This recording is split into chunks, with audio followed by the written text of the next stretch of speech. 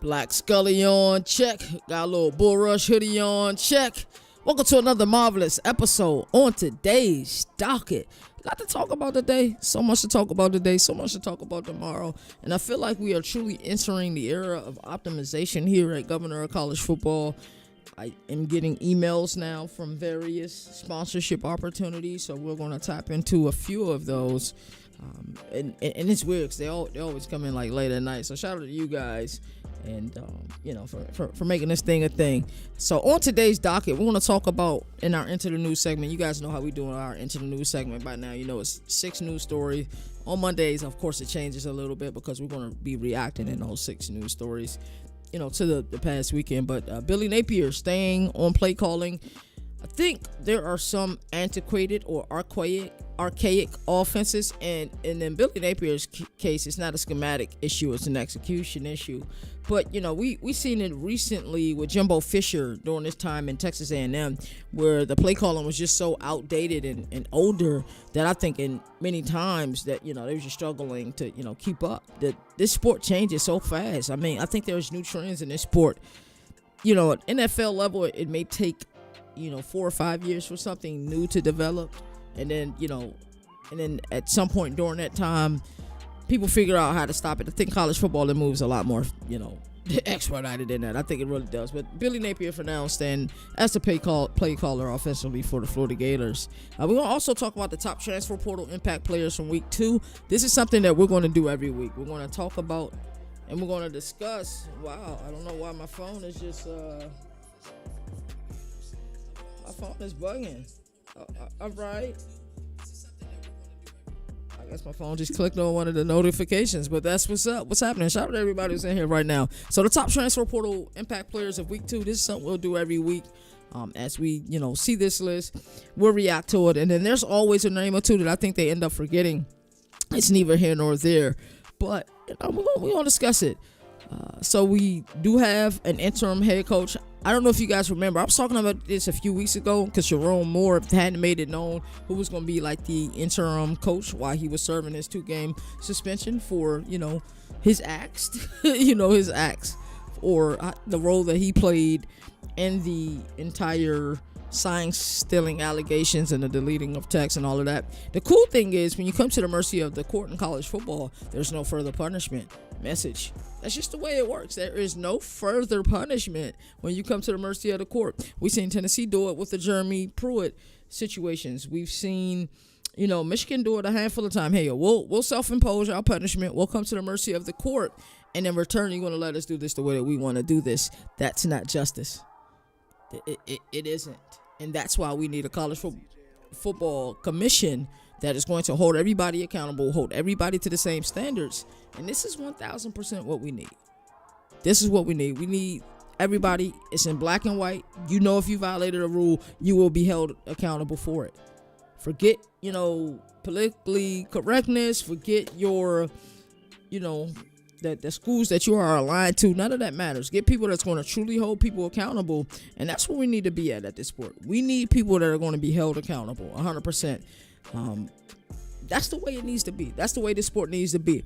Also, if you guys are in YouTube, for some reason, I'm live on 3 different platforms. I'm live on X on my channel at @Lever_KT, on CFB Nation's channel as well. But on my YouTube, if you guys got something you want to talk about, college football related, go ahead, put it in the chat and we'll talk about it live. That's my feeling with it. So shout out to everybody that's in here right now.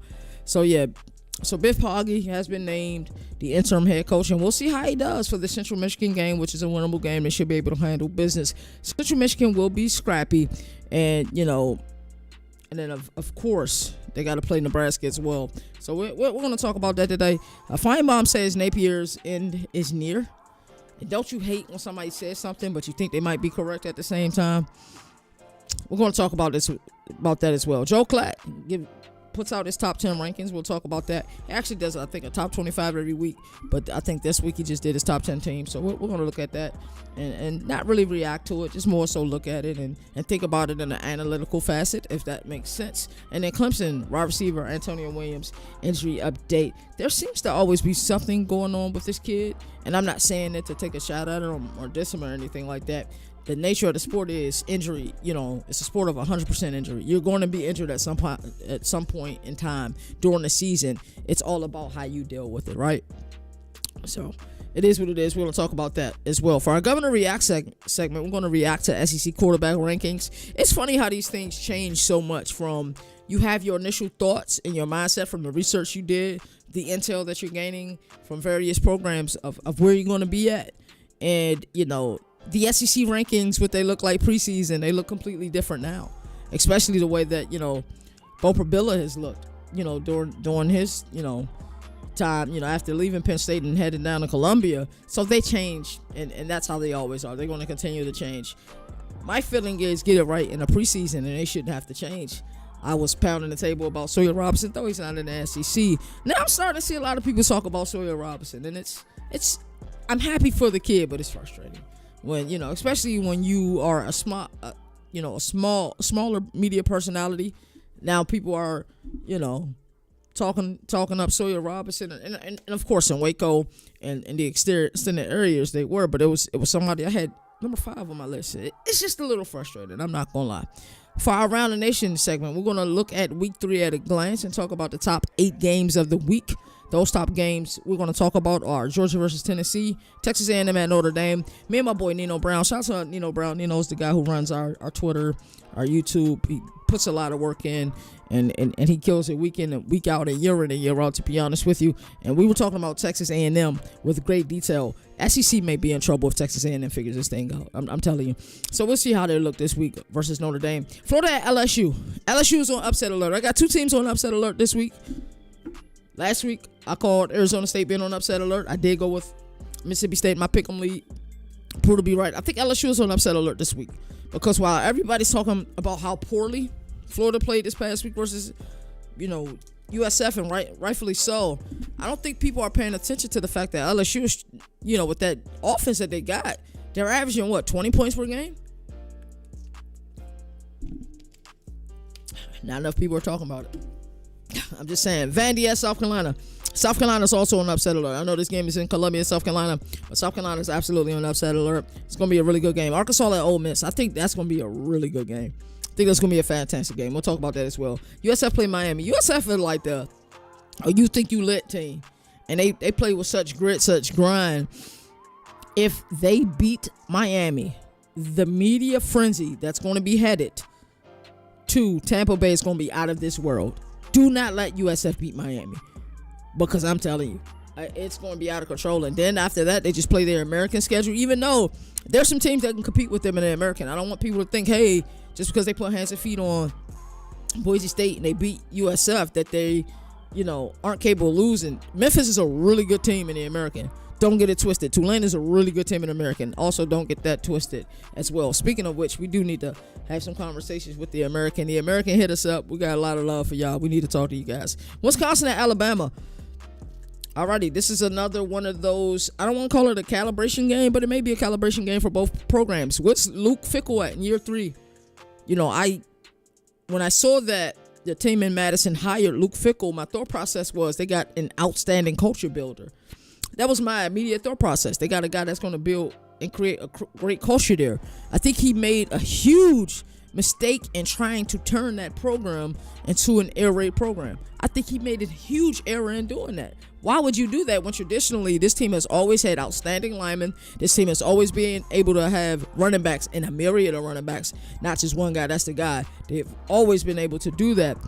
And though I'm an air raid aficionado, I have an air raid playbook that I've created with over 200 plays. I love it dearly. Phil Longo is one of the greatest teachers of it, but it just didn't work. So where's Wisconsin at? Where's Alabama at? Can Alabama come in and have some fight, have some heart? They didn't play like champions down in Tallahassee. I don't care if you beat, who was it, UL Monroe 77-0. I don't give a damn. Do it against somebody who matters. No disrespect to you, I'm Monroe. You guys know I'm the G5 governor. And I do have an honorable mention for the week 3 at a glance, and we're not going to get into great detail of these games. We're just kind of glance at them and, my immediate thoughts about the game. We are going to talk about the backyard brawl as well. And then for governor ruling, we're going to talk about this one transfer portal window. If you've been following this show, especially in the offseason, governor ruling has always been my favorite segment because we talk about the semantics of college football. Now, I know some people don't like to talk about the semantics of college football because of how great the sport is. The sport is absolutely fantastic. It's magnetic in the fall. So many casuals were saying this upcoming week we did not have elite games. I'm sorry, this past week we didn't have elite games. Week 2 is actually better than week 1. I'm going to put that on the table right now. So one transfer portal window, we're going to get into the details of that, how I feel about this, and then how we build upon it, because we just can't go down to that.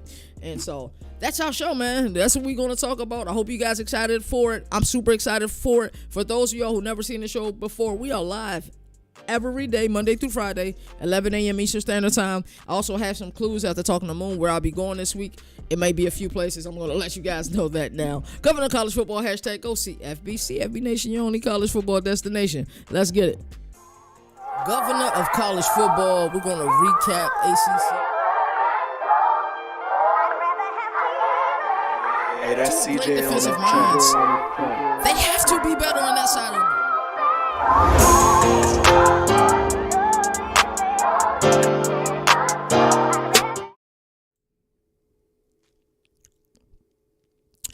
Tuesday, September 9th. It's currently 11:12 a.m. Eastern Standard Time where I'm at. It's a beautiful day outside. Hopefully it's the same where you all are at. But let's get into the news and let's just talk about some college football. It's a great time of year to talk about college football, isn't it? So Billy Napier, we touched on it in the opening. He's still calling plays. It's funny what losing does to programs. It really does. Like, I think when you lose a game you're not supposed to lose, it's like you're going through the grief process, like the grieving process. Like, that's what it's like, and you got to go through the steps of the grieving process. That's what it is. Like, before this season started, a lot of hype in Gainesville. You guys know how I feel about their offensive line. DJ Lagway, I thought even though he was 6-0 in games he started and finished last year, there were still moments where he looked skittish to me, and there were times that he scared me. That's why I omitted him from my top 10 list. And I know a lot of people were unhappy with that. They say, hey, this kid's got an immense amount of potential and light it up. But when I make a list, it's not based on potential. It's based on what did you do last year and, what do you have the capabilities of doing this year. It's not solely based on potential. Yes, potential does play a role, but what did you do last year? And there were times I thought DJ Lagway played extremely skittish. And the fact that, on a pivotal play this past game, the fact that he could have, just handed the ball off, that could have got the first down, sealed the deal, won the game. He audibles to a pass call. Ultimately, USF get the ball and they go down, score. Grammatica hits the game-winning field goal. So now, and I say the grieving process, you got to accept the loss, right? And that's the hardest thing to do, especially where it's at home. You see the looks on the fans. The boosters are upset. The donors are upset. Everybody's like, yo, we got to get rid of this guy. And there's always that one guy, and I'm typically that guy in this group, right? There's that one guy who said, I told you guys last year, y'all just wanted to keep him because he did just enough to get rid of his job. We had an opportunity to do It's that guy right now behind the scenes right now because he's going through the grieving process because your team has these huge expectations.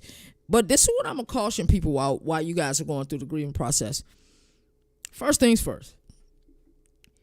You're 1-1. It's 10 games remaining in the season. USF, in theory, is a bad loss. But I think when you look at it in the grand scheme of things, if USF is able to, have health, first and foremost, that's the most important thing in college football, I think USF may end up being a college football playoff team, right? And, when you think about it from that facet, is it a bad loss? Yes, still. At home, yes, it's absolutely a bad loss. But I don't think it's as bad of a loss as many people believe, right? So, you play LSU this week. What happens if you guys, as bad as you played this last week, you guys beat LSU? How does that change the overall grieving process, right? And that's why as a fan, you need to stay even keel, and as a media personality, you need to stay even keel because this sport is brutal. There's so many surprises in this sport. The moment you think you know something, you don't. That's the way that college football works. And I promise you, LSU is 1,000% on upset alert. And I know you guys are going to say, well, dang, Governor, LSU has played outstanding defensively. Yes. And we know the potential they have offensively. Yes, but when are we going to see it? 20 points a game ain't going to cut it in the SEC. You guys know that? I know that. Granted, Florida scored 16 points this past week. That's neither here nor there. But just don't be surprised. Like, I know a lot of people are expecting them to get dog walked. Don't be surprised if Florida upsets LSU. It can 100% happen. This is the sport that we live in. The moment you think you know something, you don't know it. You really don't. That's how it is. I spent all offseason doing copious amounts of research and trying to find out what teams I really like. And a lot of the research where it led me to is this. The Big 12 has the best quarterbacks, and that hasn't changed. It just hasn't. The Big 12 has the best quarterbacks. You look at the depth, the overall depth, even, at the top. Even though Sam Levis stunk up the joint this past weekend, their quarterback play is amazing in that conference. And we're going to talk about the SEC quarterback rankings as well. But a lot of times, the moment you think you know something, you don't. After week 1, I was so disappointed in Baylor and how they played because Baylor is my prediction to win the Big 12. I wasn't disappointed in Sawyer Robinson, who I was extremely high on in the offseason. So, like I said, the moment you think you know something, you don't. The moment you think you don't know something, you do. So that's why I'm saying that. And that's why you're starting to say, oh, is Billy Napier still going to call plays? What changes are going to be made? This game is a week-to-week game. You guys have to let that USF game go. As a fan base, you have the right to do whatever the heck you want to do. As donors and boosters, you have the right to do whatever the heck you want to do. But the players that are in that locker room, the coaches that are also in that locker room, you have a chance to go shut everybody up. The USF laws will be forgiven if you go handle business versus LSU. I promise you that. I promise you that. Right now, it's just the fan base is grieving. And that's their prerogative, to be honest with you. Top transfer portal players of week 2. Like I said, this will be a weekly thing that we cover each and every week. So John Mateer, man, I think John Mateer is like kind of number 1 on everybody's Heisman watch right now. And he should be. He's played outstanding in his first couple of games. And the people who said and thought, my guy Moon was one of the first people I heard who was, speaking highly of John Mateer and how he thought John Mateer would be to what DJ Lagway is or was a season ago. I think he's been better, but I think that's when you get a big-time play caller like Ben Arbuckle and what they've been able to do in Norman. I'm telling you, they can win that conference. When I started to look at teams and how great they played the first 2 weeks, Texas won 38-7. I'm still disappointed in how they're playing. South Carolina, I'm disappointed in how they're playing. LSU, great defensively. Offensively, I'm disappointed in how they're playing. So when you start to look at Vandy, super impressed with Vandy. Oklahoma, super impressed with Oklahoma. Florida, I don't even want to talk about it.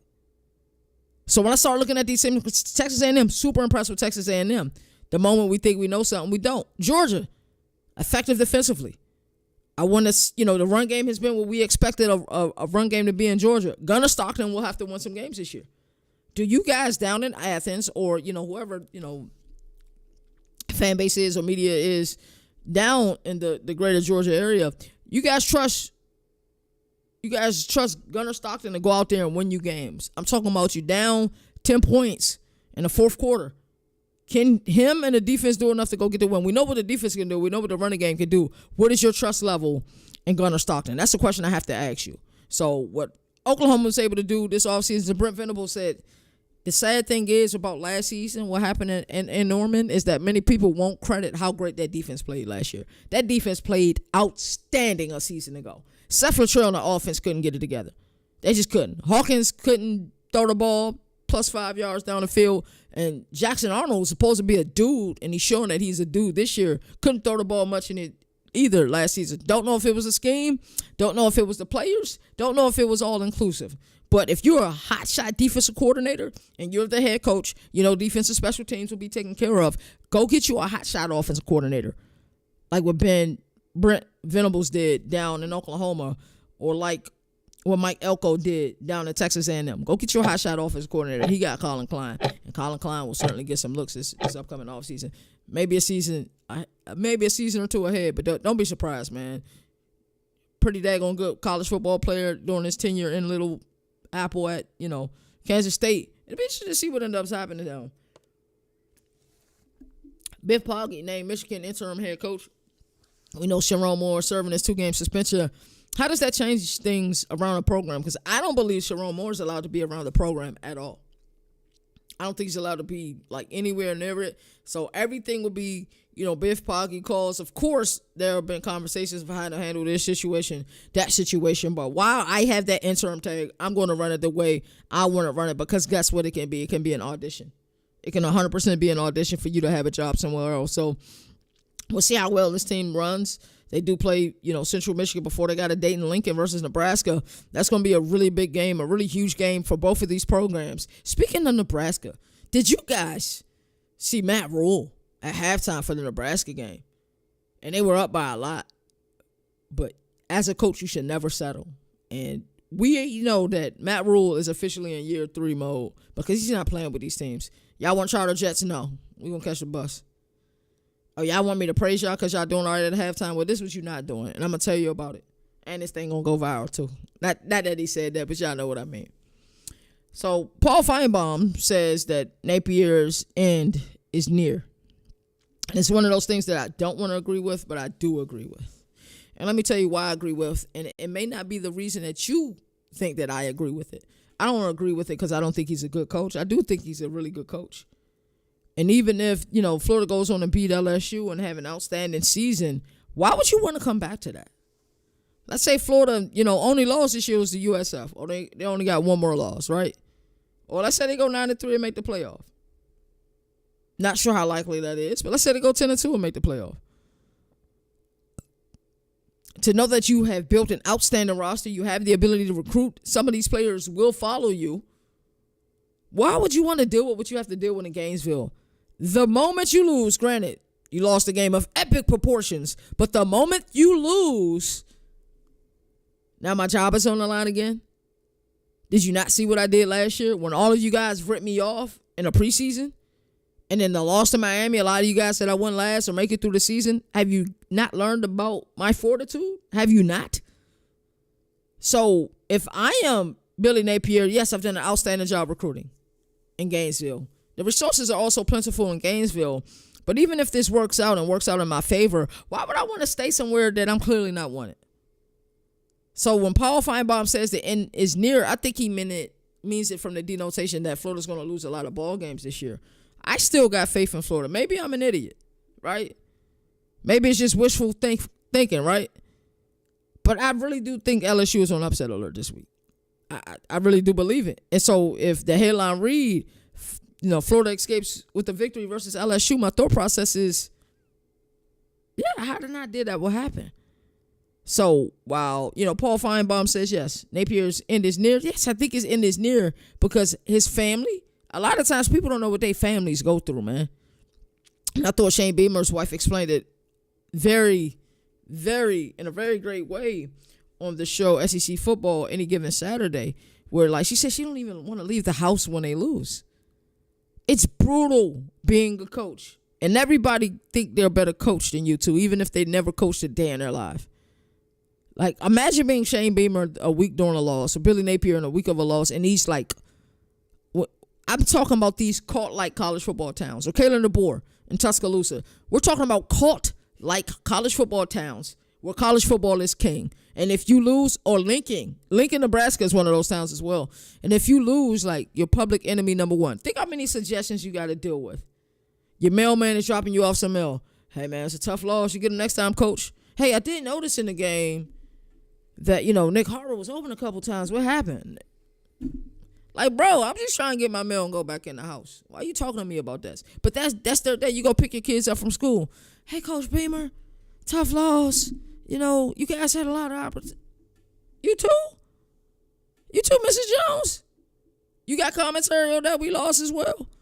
Imagine what that is like being a coach at this level in these cult-like towns. Everybody got a comment. So when his wife said, hey, there's times I don't even want to leave the house. Ding, ding, ding, ding, ding. I believe you because it's hard coaching a lot of these towns. So what's next for Billy Napier?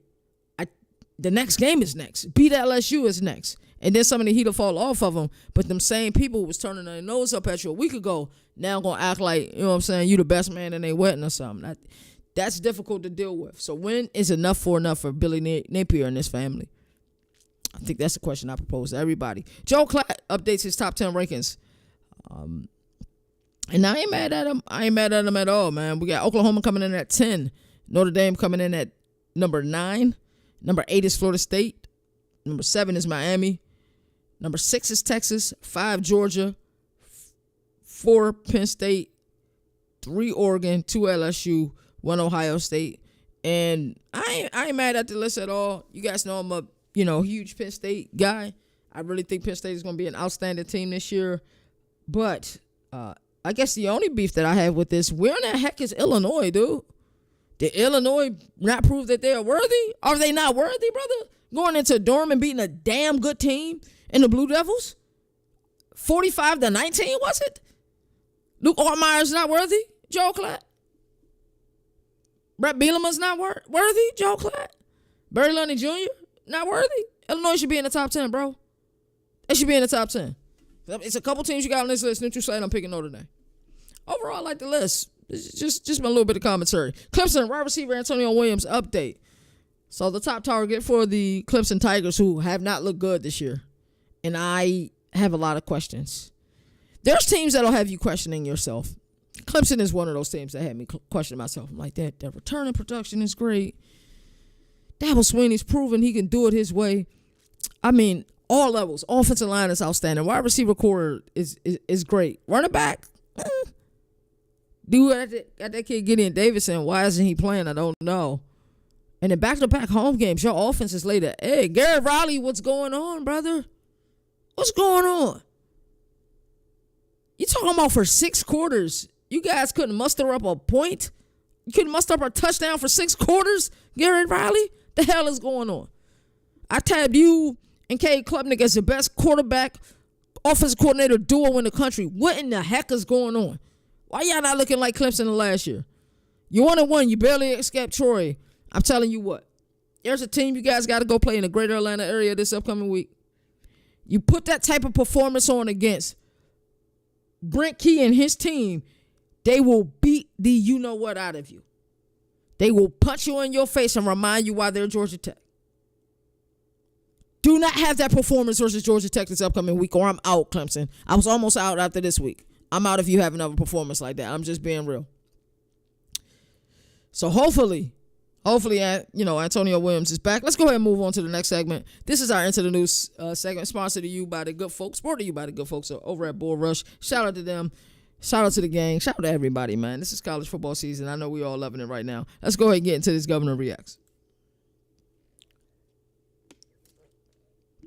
Alrighty, Governor Reacts. Post Week 2 SEC quarterback rankings.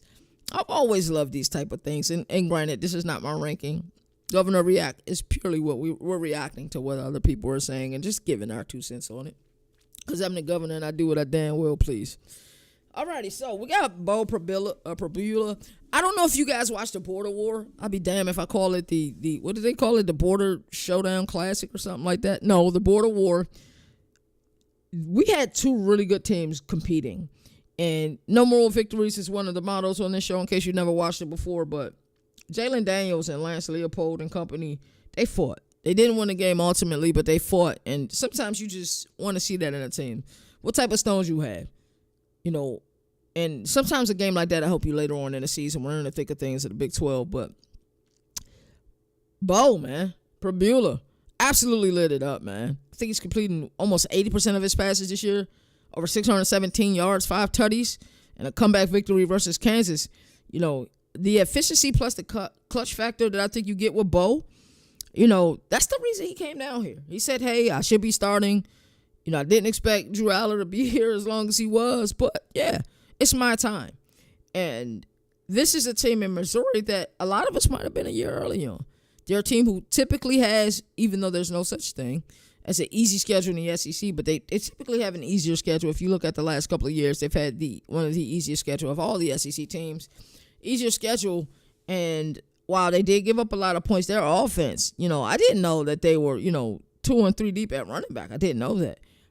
Beau is putting up the type of numbers he got. They still got explosiveness at the wide receiver position.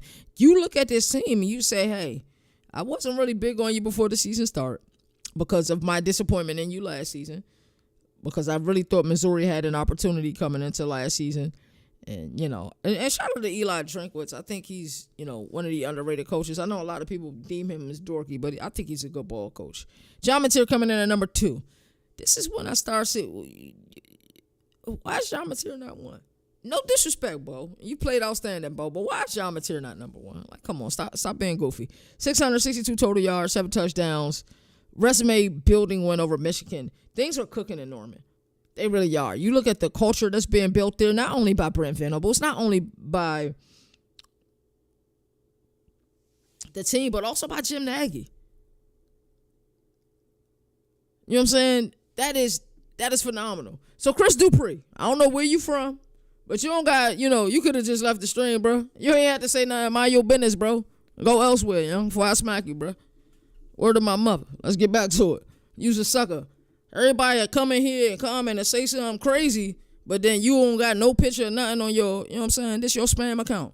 You a loser, bro. I'll smack you, dog. For real. All right, back to it. John Mateer. I think John Mateer is outstanding, I really do. I think John Mateer may be in New York second week in December. I really do. So that's outstanding. Taylen Green coming in at number 3 on the list. 561 yards, 10 touchdowns, 192 yards rushing. Taylen Green, man, I think he's been magnetic his last 2 years in Fayetteville. I really do. I think he's been outstanding. It's sad because Sam Pittman does have one of the hot seats in the country. It's quiet for now, but what happens if they can go ahead and beat Ole Miss this year, right? It'll be incredible. Number 4 on the list, Diego Pavia. He's starting to back up a lot of his talk. He really is. I saw South Carolina and Virginia Tech play in person, right? And I know you're not supposed to compare in that way, but what Vanderbilt did to Virginia Tech, I think, was more surprising. I really do. I think that was very surprising. So, it is what it is. Coming in at number 5, Joey Aguilar, 535 yards, 5 TDs, steady hand so far. I'm telling you, I owe Tennessee an apology. I owe, the city of Knoxville an apology because I wasn't sure how great Tennessee was going to be this upcoming year, to be honest with you. I just wasn't sure. I wasn't. I thought that they made an error, and I still believe that in Nico, but Nico also made an error as well. But, Joey Aguilar, who, in my opinion, didn't play well in 2024, played outstanding in 2023, he's coming in and really got it done. He really has. 535 yards, 5 touchdowns. Shout out to Tennessee. I love the coordinator pairing that they got there with, Joey Hazel as their offensive coordinator, Tim Banks. I think it's one of the underrated defensive coordinators. But, hey, Tennessee's making it happen, man. And they got a date with Georgia this upcoming weekend. It's going to be a damn good game. Can't wait to see it. I will be on the road. I'm not sure where I'll be at exactly. Arch Manning, number 7 on this list. He can arguably be lower. Just to be real with you. Something's going on with him. I think it's weird. If he's not injured, then what's going on? Why every time he's trying to make that same throw, it's a skip throw? If he's not injured. Because that's what Coach Sarkisian is saying, that he's not injured. Then what's going on? Why is it such a struggle when he makes that throw? Is it something that he's always had? I mean, that's just the question I got. But he will figure it out. Steve Sarkisian will figure it out. Because I know a lot of people want to point the finger at Arch. This, last week when they lost to Ohio State.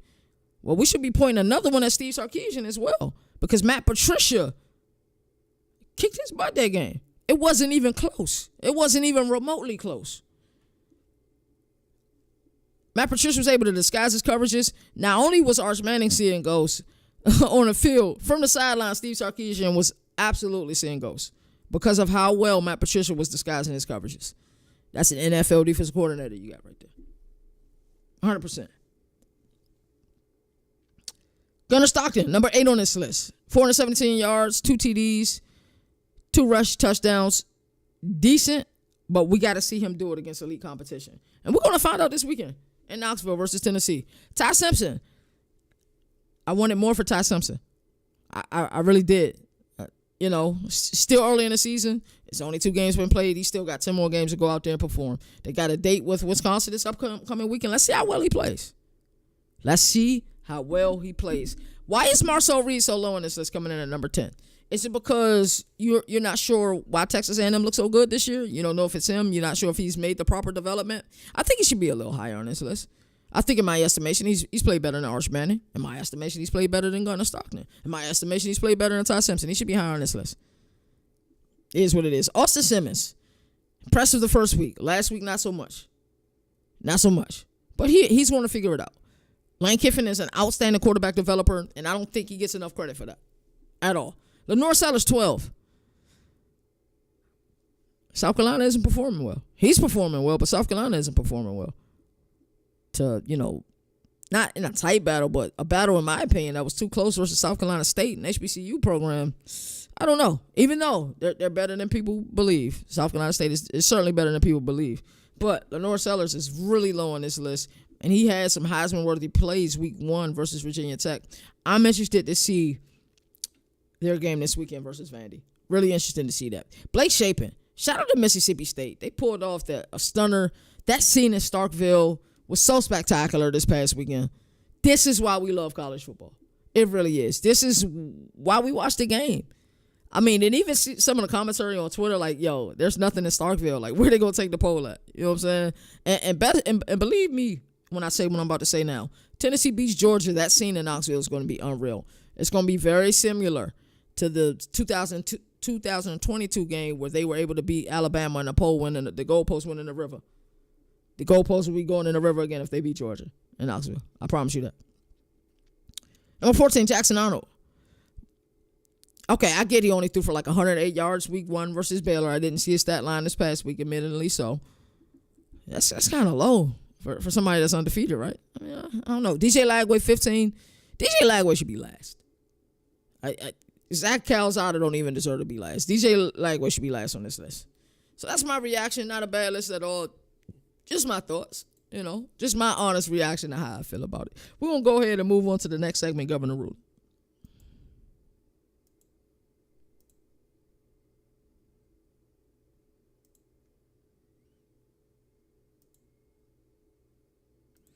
Alrighty, so we're back. Governor ruling, the one-window transfer portal, and of course we got to have Nico up here as we talk about this one-window transfer portal. So the NCAA is moving to a single football transfer portal window starting January 2nd, 2026. One 10-day stretch right after the college football playoff quarterfinals, and the spring window is gone. Slow clap. I like it. Huge fan of this. I happened to be lucky enough to be invited to digitally the Big 12 spring meetings this past year. And when Kenny Dillingham and Lance Leopold took to the podium to speak on this, and one of the people had asked a question about, what their views are on the transfer portal window. And they both said at the same time, one window. I think a lot of coaches across America, Ryan Day said something along those lines. James Franklin said something. I'm talking about the Hughes who. Dan Lannon said something about those lines. It is so difficult to coach at the collegiate level just because of all of the nuance. Everything you have to deal with in season. Off season is a headache. It really is. You guys remember the scene in Friday Night Lights? It was towards the end of the year. And then when the closing credits and all that stuff was it was at the end of the year. Closing credits about to come. You saw the coach had like the magnetic pieces that showed the depth chart, and he's removing pieces that are like moving on to college and going elsewhere. And he's trying to construct his depth chart. Imagine that scene, right? But then imagine what it's like at the collegiate level trying to coach. And you say, all righty, this is probably what we're going to look like somewhere along here, offensively and defensively. Oh, this kid just entered the portal. Okay. How we looking at depth there? Let me figure this out. Oh, we need a piece. Let's go get somebody out of the portal. We need some help with strong safety. You get that piece.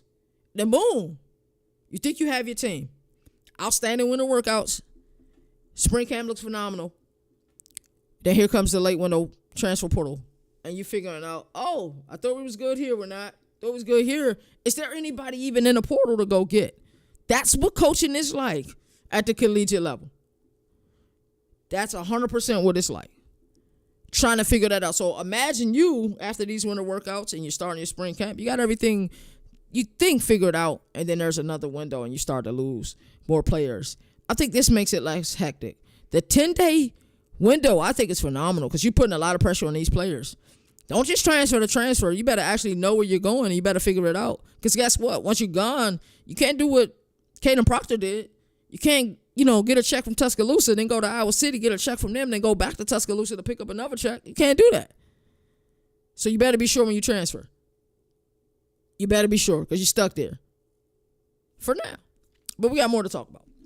So why the change? The portal has been pure chaos. I've always said this college football sport, this sport is beautiful. It's the best sport known to man. In this country, at least. I know, outside of this country, a lot of people don't watch football. Let's be honest. It's not worldwide. But at least in this country, college football is the best sport known to man. So the coaches are juggling the following. Bowl prep, college football playoff games if you're in there. Early signing day, right? Think about that. And think about the flipping season that happened during early signing day. You got to juggle so much as a coach. That's why I continue to say the general manager position at the collegiate level is one of the most lucrative, general manager positions in all of sports because you actually get the help to deal with some of the fundraising stuff, the non-football stuff that a lot of these coaches have to deal with. And a coach like Jeff Hafley, who left the sport because of it, a coach like Chip Kelly, who left the sport because of it, and they both are now in the NFL. Chip Kelly, offensive coordinator for the Raiders, shout out to him. They did get a win this weekend. And then Jeff Hafley, the defensive coordinator for the Packers, shout out to them as well. They also got a win this weekend. There's a lot of nuance in college football. That general manager position does help with a lot of this. So you got early signing day. You got staff changes. The coaches carousel also goes on during this window. So much happens. And, here at CFB Nation, I don't even got to pay attention to it. I got D now. He going to pay attention to it. Nino going to pay attention to it. I'm like, man, what's new? You know what I'm saying? I'm not about to follow every transaction. But them dudes will. They really will. And then you got hundreds of players hitting the portal at once. I think this is truly, it was unimaginable. We saw teams like, Alabama. Remember when Nick Saban announced that he was retiring? Mass exodus. Immediate mass exodus. Right? SMU, lost their quarterback to Northwestern just like that. Same thing with Darian Mensah. He already knew he was going to do. Stammering, of course, but he already knew. And then Marshall had to opt out of a bowl game because they didn't have enough players. The system was truly broken. And that's why I think one transfer portal window, and I love the fact that they limited to 10 days, is the start. It's not the end all be all. There's still other things that need to be done in order to fix the semantics of the sport at 100%. But here's where we're at so far. Why I agree with it. Roster stability. Coaches now know who are on their roster in January. That clarity makes recruiting and developing far more efficient. Hey, we don't have a late window portal. We didn't get that guy we needed at strong safety. But this kid that we have, at free safety who not look like he's going to start. Let's see what he looks like at strong safety. We'll test him out at strong safety during camp. That's what it's about. I think now some of these, James Franklin said this, a lot of coaches get into coaching to be transformational, but a lot of it becomes transactional with the way that the sport had been set up with the portal, right? So now it gives coaches that ability to be transformational, really get to know these players. Spend time getting to know them, right? And develop them. That's the most important thing. Develop your players. That has to happen. And I think you get transformational coaching with this switch. I think it's phenomenal. Cleaner calendar. The college football calendar is jacked, bro. I'm telling you, the stresses coaches went through, y'all wonder why Hugh Freeze played so much golf this offseason. These last 2 years trying to recruit and get players to come down to Auburn have been rough. Yes, he's going to hit the green. Probably hitting a little green while he out there. If you know, you know. Yes, 100%. 100%. I get it. So you do get a cleaner calendar. December is for championships as well as the earlier part of January. Not chaos. The timeline finally makes a little bit more sense. Player value.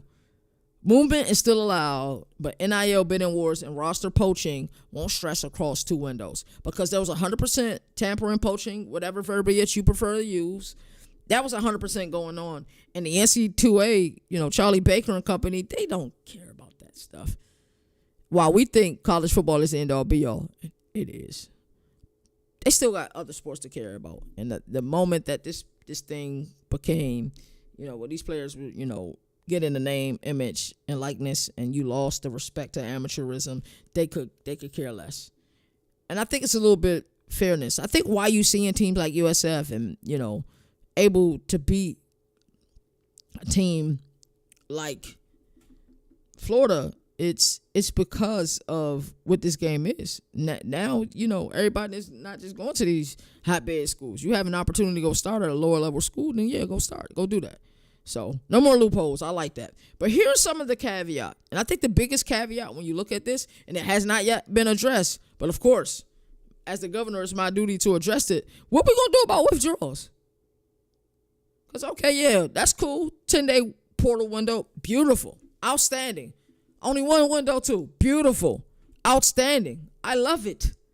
Absolutely love it. Great job. But what are you going to do about withdrawals? Did you think about that? Because they weren't punished.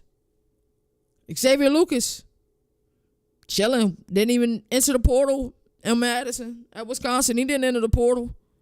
He just said, I don't go here no more. I just withdrew from the program. Not even 24 hours later, he's in Coral Gables. And he plays for them. Jake Ratzlaff broke the honor code at BYU.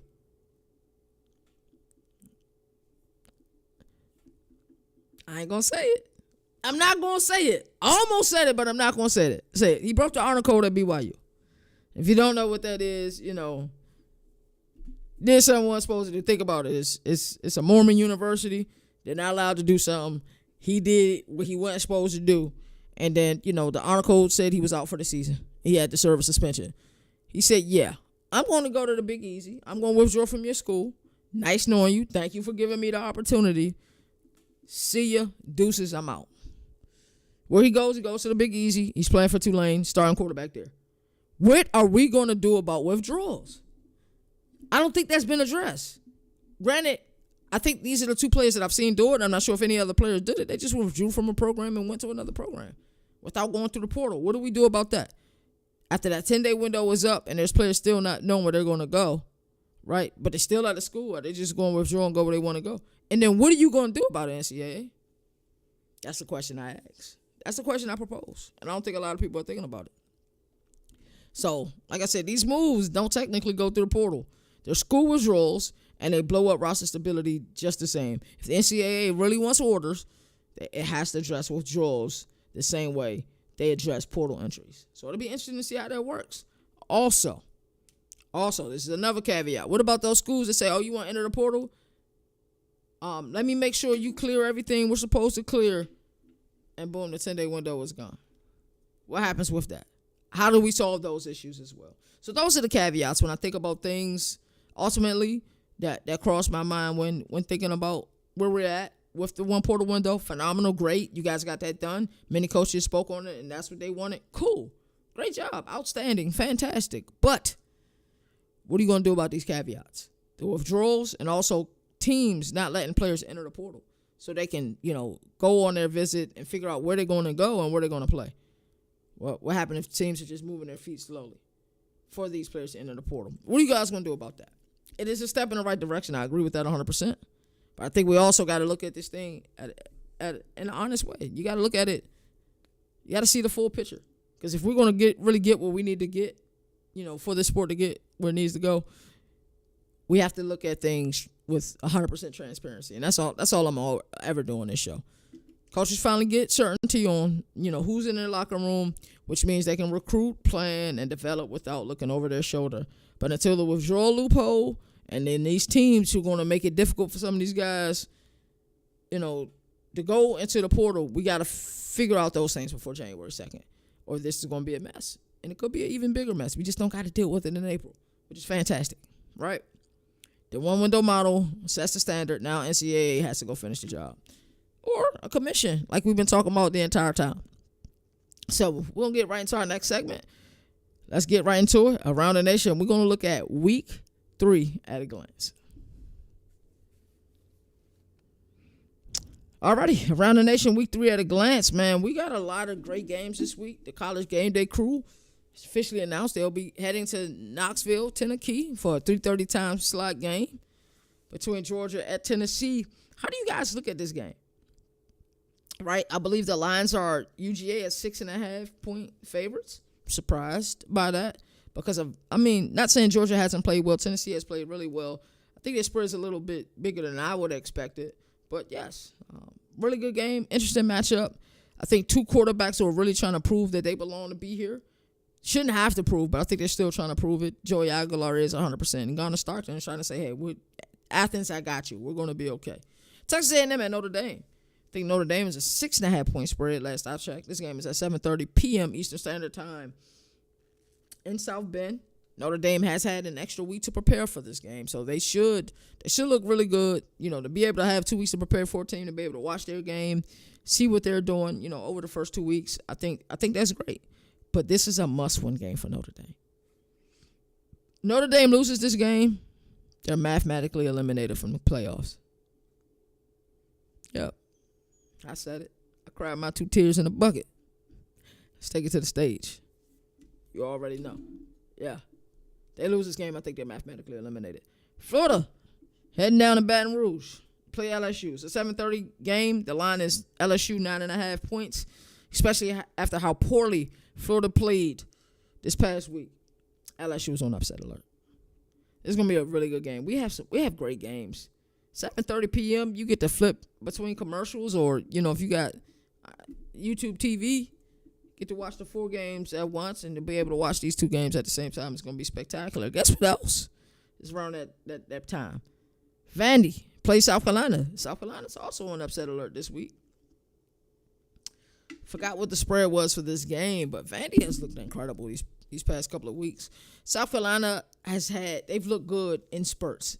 They haven't looked good the entire time, but they look good in spurts. So I'm excited to see how well both of these teams play this weekend. In Columbia, I think College Game Day had an opportunity to go here as well. Could have went to Baton Rouge. It's a lot of good games this week. It really is. A lot of people are upset that they didn't go to Coral Gables for USF versus Miami. A lot of people upset about that. We got Arkansas at Ole Miss. It's going to be a really good game, I think.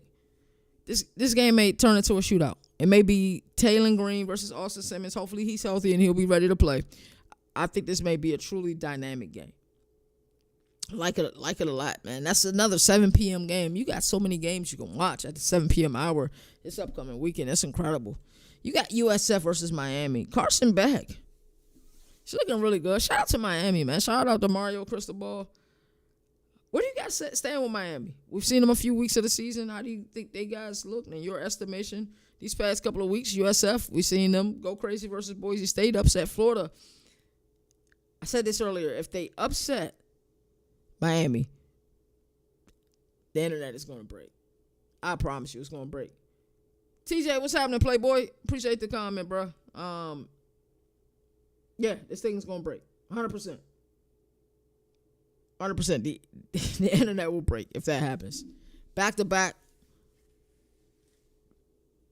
teams who have playoff aspirations and USF beat them, that's crazy.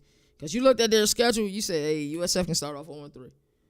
1-2 if they lucky, right? But the fact that they 2-0, about to head to Coral Gables, the momentum there, it has to be amazing.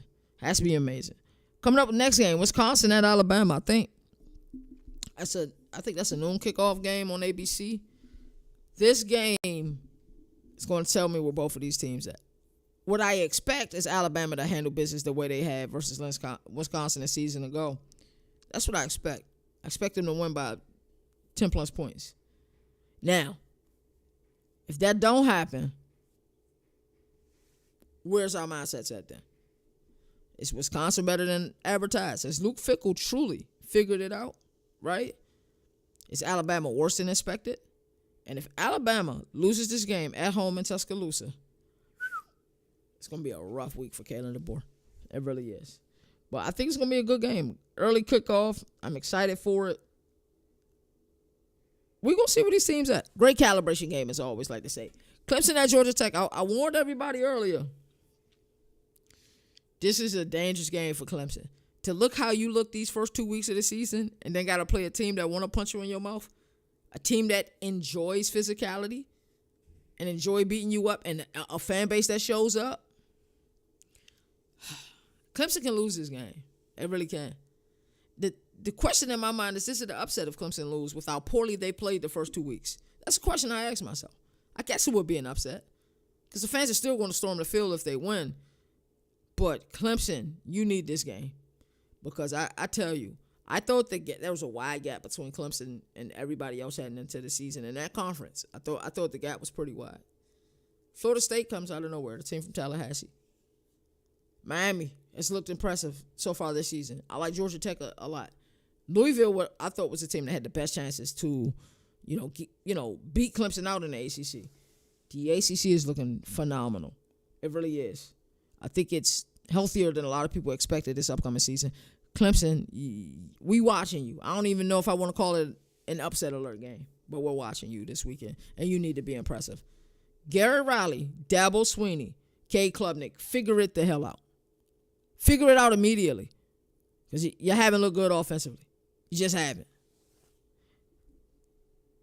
Then I got an honorable mention game. Backyard brawl. I love the backyard brawl. I really do. And while I think West Virginia may not stand a chance this game, especially with Jaheim White being out for the season, I think it's still going to be one of those, it's going to be the backyard brawl, man. I remember the first time seeing the backyard brawl back after a while, how electric the fan base was. I remember talking to my dog, Jalen, like, yo, you watching this? He's like, man, yes, college football needed this game. So, yeah, it's a lot of really good games this week. Arizona, Kansas State. Now, I know people don't want to hear about Kansas State because how poorly they played the last couple of weeks. That's the game I think I'm going to end up going to Friday night. Saturday, I'm still not sure. I would love to go to the Shula Bowl down at Pitbull Stadium, FIU versus FAU. Not sure if I'll end up at that game. I think more than likely I'll end up, I think Northwestern plays Oregon this weekend. I could end up there.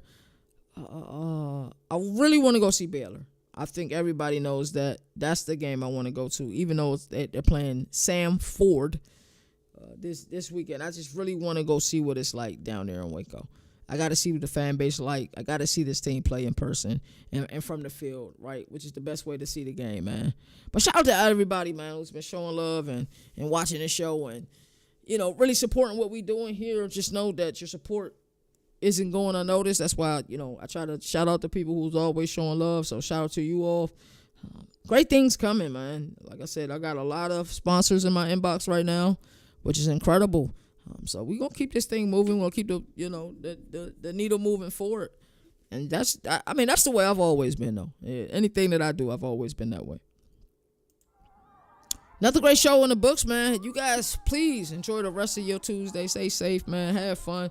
Spend some time to yourself. I mean, even if you got kids, even if you got a significant other, man, spend some time to yourself. At least an hour a day. And if that's too difficult, try to go to 45 minutes a day. Do something you really want to do. Whether it's nothing and stare at the wall and think, do that. Read a book, do that. You're a gamer and you don't really get to play your game much. Pick up your video game, man.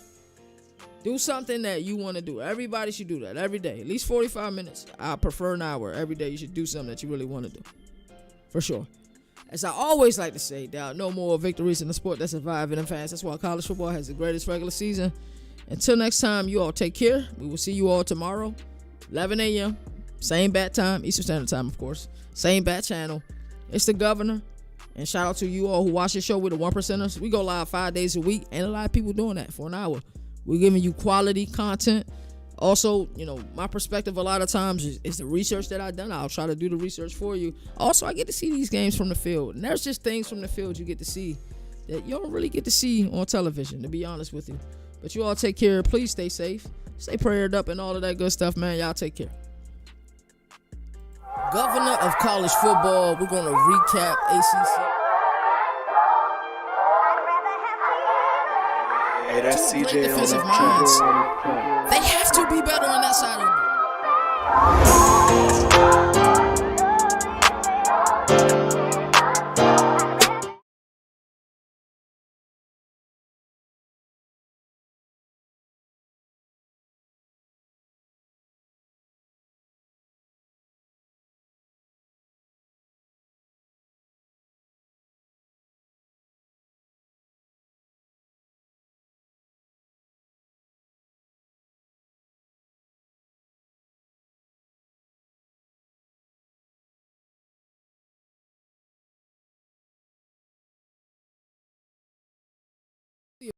checking out this video. Make sure you like, comment, share, subscribe, and also don't forget to check out the other content that we have here.